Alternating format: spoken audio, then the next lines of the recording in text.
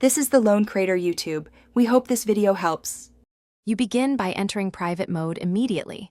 Open Safari, then choose private from the tabs view on iPhone/iPad or select New Private Window on Mac. Once done, open only the pages you need.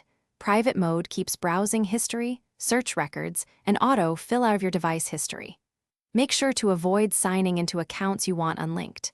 If you use multiple profiles on Mac, pick a separate profile to further isolate cookies and sessions while you browse privately. Next, lock down tracking and site storage. Go to Settings right arrow Safari or Safari right arrow Preferences on Mac and enable Prevent Cross-Site Tracking and Fraudulent Website Warning.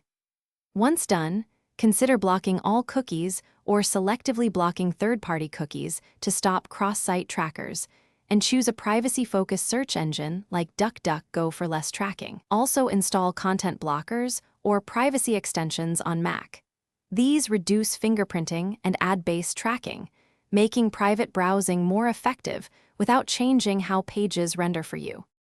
Finish by verifying you're in private mode, dark tabs or a private label, and close all private windows when finished to wipe the session.